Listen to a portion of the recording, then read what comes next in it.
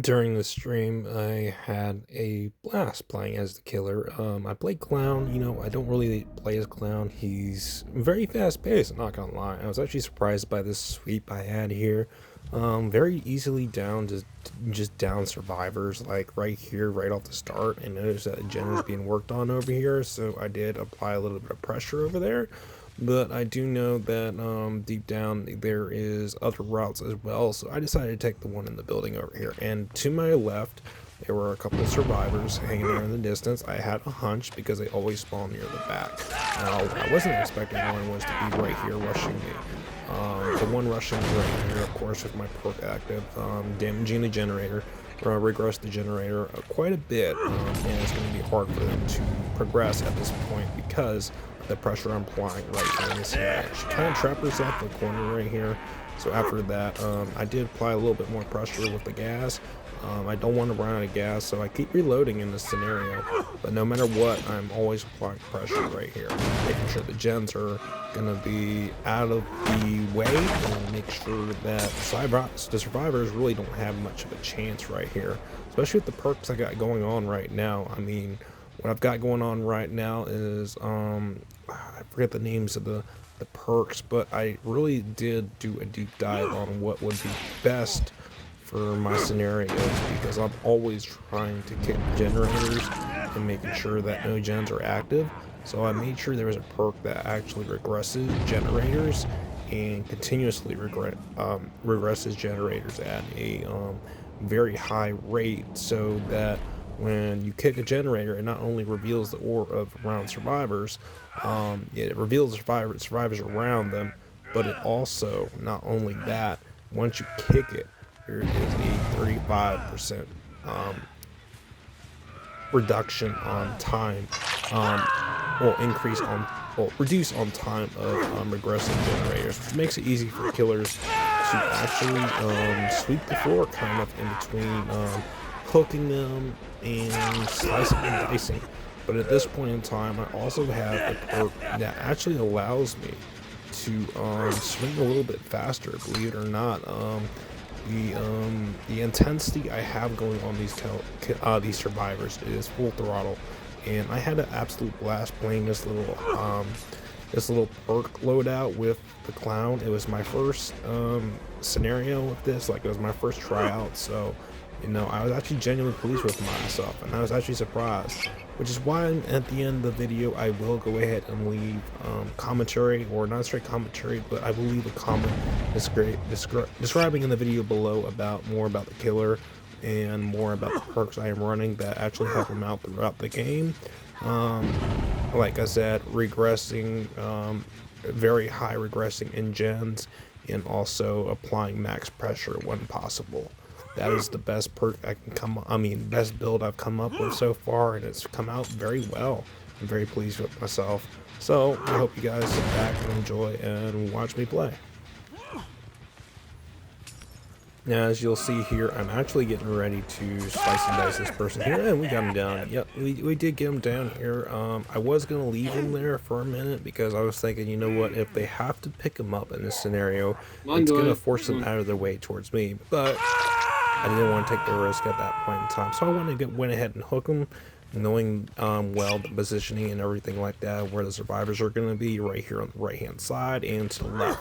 So in that base scenario, I'm applying pressure on this generator that I know is being worked on just a little bit still, because they seem to really enjoy that generator first thing in the match. And now I'm just waiting, as I think I genuinely don't know actually what these guys were doing. I did see one gen pop up here, so in that scenario, I started applying pressure right down the middle, because they're either going to come from the middle or to the left of that, and I didn't want either. So I went ahead and applied a gas on one and continued down the middle of my route. I noticed they were, I didn't even realize actually that was going to be cut off, to be honest. So I went back, and now I am actually going back because knowing survivors, they like to split up into two groups at least. if they're a well-versed team, which this team, group of survivors were pretty well-versed. I'm not gonna lie, Disable is actually pretty good. I'm not gonna lie, Disable is actually pretty good. The most tables I come across are actually kind of like noobs, I will say, or it just feels like bots. They don't really know what to do, or they just wait for hatch. And that's the same thing with bills. A lot of bills I come across are just like sitting there in the back of the corner of the map, and it just really aggravates me. I'm just like, why? You're supposed to be helping your teammates, but they don't. So when that scenario happens, I like to tunnel them out because I do not want the bots, especially the bots, to leave. So what I do is I usually tunnel the ones I know that are gonna be like, well, I do, not saying tunnel everybody, but I do try to get everybody, and I technically do get everybody, like shown here and here. I try to avoid the flashlight, but at the end of the day, it's all based on knowledge of the killer and the survivors you're going against. Like, I knew a couple of these guys were threats, and one of them was not much of a threat. So the one that I didn't see for most of the match, which was the Bill, I left him alone for the longest period of time because I wanted to apply max pressure to the ones who I knew were going to be a threat. So by the end of the match, he would have been gone for, and he would have been accounted for. He would have been my Mori, and he was my Mori. As you'll see later in the video, that he was my Mori because I did not want him to leave. I did not want him to get hatched because that's what they like to do. So that's just my thing. Don't like people just sitting in the back trying to escape the killer, or not necessarily trying to escape the killer, but try not to do anything for the team. You're supposed to be pushing as a team and working together. My whole thing is team play. So when I see survivors not working as a team, it kind of drives me mad. A little bit mad, a little bit nippy. So, or nip, I should say, niptastic. I'm mentioning you, niptastic gaming. Anyhow, as I'm going in here, I do notice they're trying to still push this gen up here, coming up to the right on this hill, and now I'm at a situation where, okay, where do I go from here? Do I go left or right? And you know, I chose to follow the bushes over here. I was thinking maybe the locker, but you know, I was like, nah, it couldn't be that easy. They really seem to really enjoy throwing down the pallets just out of nowhere. But what I've realized, and this wasn't until later, that these pallets I keep destroying, they're actually repairing to use over and over again. Here I am trying to avoid the flashlight save, or not necessarily flashlight save, but they're trying to flashlight me. And you know what? That's rude. That's very freaking rude. So I'm over here busting my ass, and I'm gonna make sure they regret that. I mean, I get playing the game and trying to save people, but you know, to flash me for no reason? No, we ain't having that. We are not having that at all.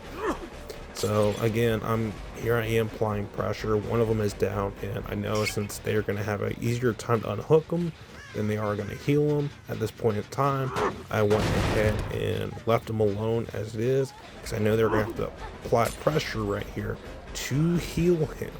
So that's the best case scenario as a killer, is to leave them down and I continue applying pressure. So it's going to take longer for them to heal than it is going to be to unhook. It only is until later that I usually come back for them and then hook them at the last moment, or when I know that they're trying to rush the survivor and I know there's not a lot of time left for them to recover, or there's a lot less time for them to fully recover from the dead state or dying state. So at that point I try to hook them as fast as possible. Sometimes I don't get as lucky, but still, nonetheless, that is a good scenario where you can use that as a killer, is to apply max pressure, is make sure you know your timing and your situations correctly.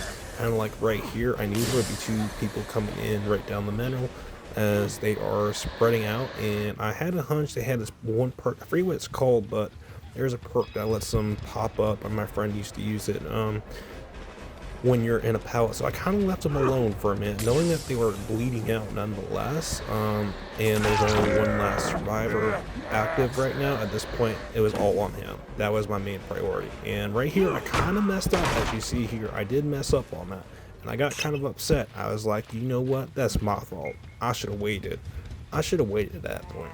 But now we're going to continue applying max pressure. I'm going to let him be for now because I didn't want him to get Bill up too.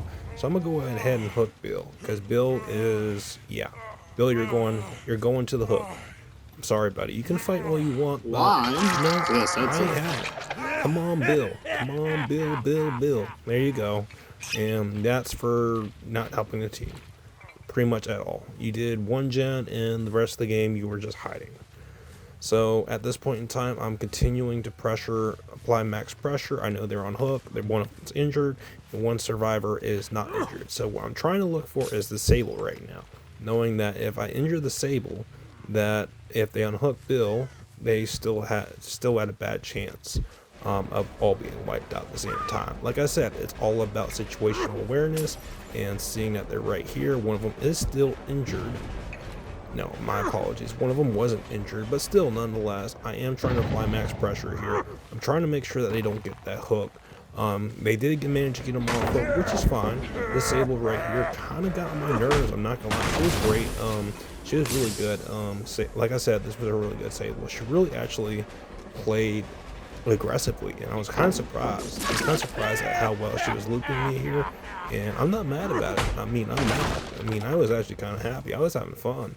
But as all things fun does end, so I applied the max pressure on her. I knew she was going to be the major threat, which is why I stopped chasing her eventually, knowing that if I just continue with her, that means the rest of the teammates are going to be able to get what they need to get done, and they're going to get out, and I'm not going to be able to finish this match.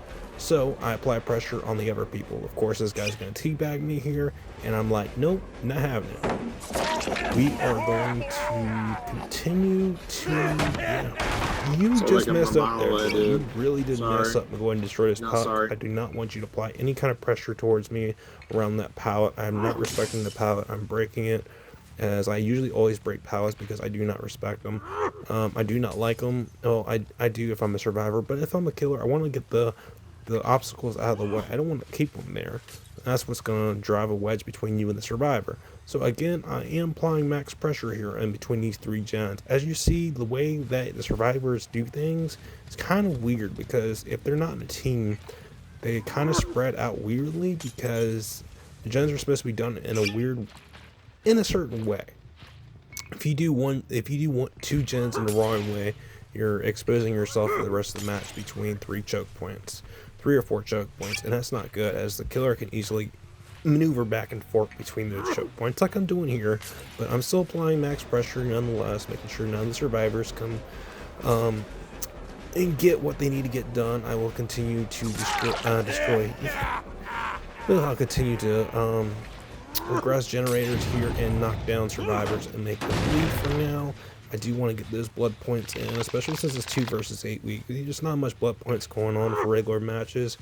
And this test build I have right now is actually pretty solid. This is my first match, and I actually had a couple other matches today. This was the first match I played with the build I have on hand right now, and I was very pleased with it. Like I said, I had fun with it today, and yeah, there they are. They're trying to escape, and I'm not going to let it.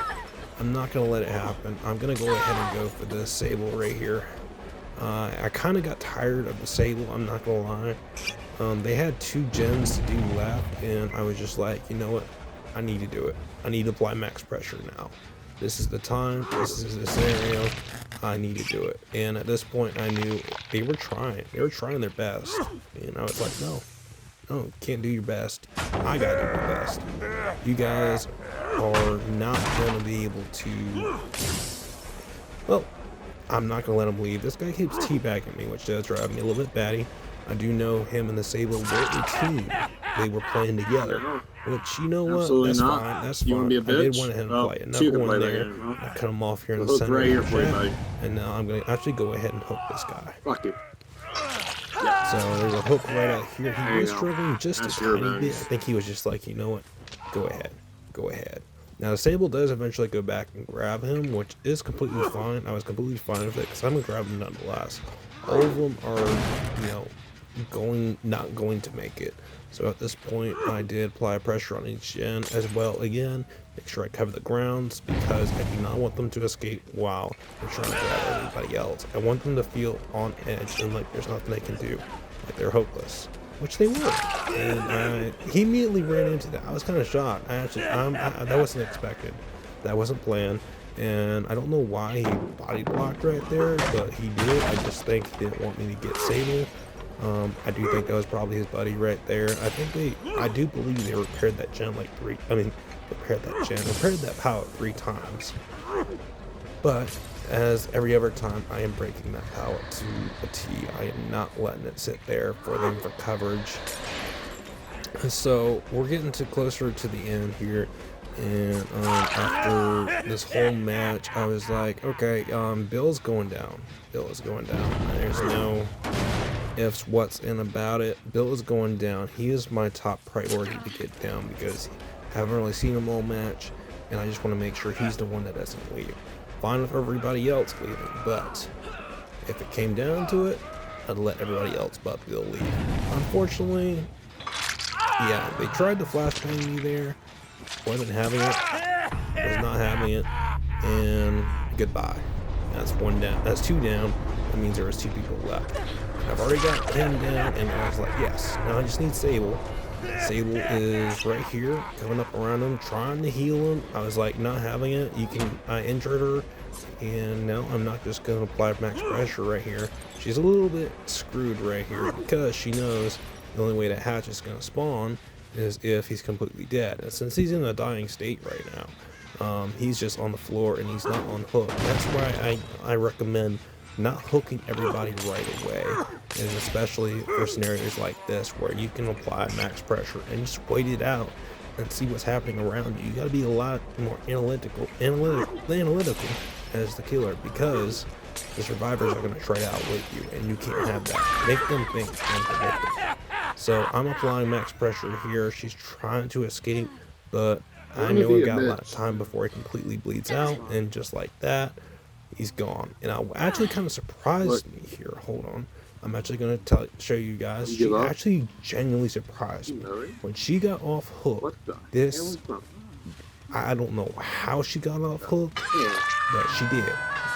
She probably risked getting off hook, but it kind of just shocked me, to be honest, because as soon as I placed her on hook, by the time I was going to Mori the other guy, she was off hook. And I was just like, wow, okay.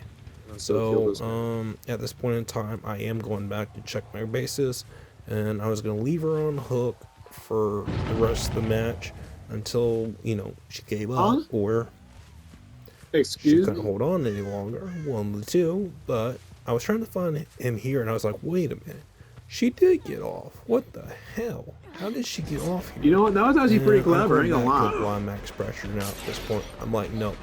Not having it. This match is going on long enough, and I see her here. That again. I'm gonna go ahead and flush her out because I am not having it. I am not having it. And just like that, she is down once again. And she should have stayed down because it really was no point of staying down. There you go. There's no point in that. She kind of did the inedible. I mean, there was nothing that she could have done in this scenario. Maybe she wanted Hatch, maybe. But I wasn't going to let her because, well, no one survives in my games. Try not to, at least, especially the ones who don't do anything. She did, on the other hand, but her teammate, that was the one I wanted to Mori. So I went back to the location where he was, all the way back here in the back, and I was like, yep, it's time to finish this once and for all. Let's go ahead and grab this kill right here, and let's finish the match. And that's how the game ended. Thank you guys for watching. This is Yanobi out.